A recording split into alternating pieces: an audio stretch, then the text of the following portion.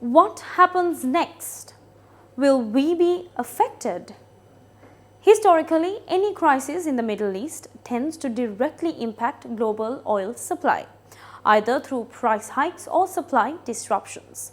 Now, if Iran decides to close the Strait of Hormuz, it could block nearly 20% of the world's oil supply. Additionally, if OPEC, the leading oil-producing bloc, decides to cut production, prices could rise even further. However, none of these scenarios have occurred yet. Let's look at how oil prices have reacted during past crises. 1990 to 1992, First Gulf War. Brent crude rose to around $40 per barrel. Second Gulf War. Prices continued to climb, eventually reaching $80 per barrel.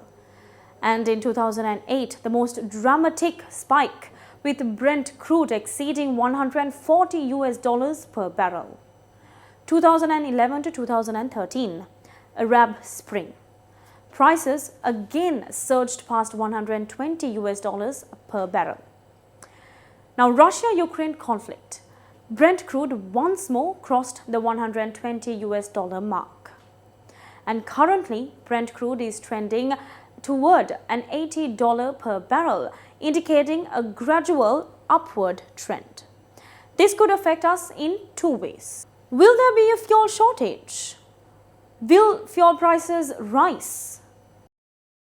At present, 4 companies are responsible for supplying petroleum products in Sri Lanka, sourcing oil through various international markets. According to the Ceylon Petroleum Corporation, long-term tenders are in place and most purchases are made via the Singapore market.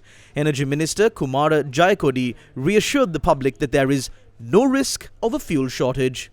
අපි ළඟ මාස දෙකකට දෙකහමාරකට අවශ්‍ය සැපයුම් තහවුරු කරලා තොග තියෙනවා. We have confirmed supplies for the next 2 to 2.5 months. There's no issue with stock levels. Agreements are in place until December and we've secured supplies even beyond August. We are not waiting to see what happens with the war. We've already established connections with alternative regions like Africa.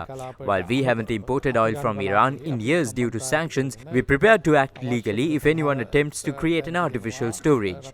The government is accountable. If we can't deliver, we'll say so. But right now, there's no need to panic. We are committed to ensuring uninterrupted access to fuel. තෙල් හිඟයක් ඇති කිරීමට මැදිහත් වෙනවා නම් අපි ඒක රජයේ විදිහට නීත්‍යානුකූලව කටයුතු කරනවා. අපි වග කියනවා. අපි බැරනම් බෑ කියන අපි මාස දෙකමාරකට කලින් මේ කිය. කලබල වෙන්න අවශ්‍ය නැහැ. තමන් වෙනද ජීවත් වෙච්ච විදිහට ජීවත් වෙන්න අපි අවශ්‍ය පහසුකම් ටික අවශ්‍ය සැපයුම් ටික ලබා දීමේ වගකීම අපි දරනවා. ඒ ගැන සැකයක් තියාගන්න. Is the Strait of Hormuz at risk? Well, the key concern now is whether the Strait of Hormuz, a critical oil transit choke point, might be closed. This is not an easy move. As of this afternoon, oil tankers are still passing through the strait without disruption. If it were to close, China and India would be the first to feel the impact. China receives over 90% of its oil imports via this route, more than 5 million barrels per day. India sources around 40% of its oil through the strait, over 2 million barrels daily. Given these stakes, international analysts believe that it is unlikely that Iran will move to close the Strait of Hormuz.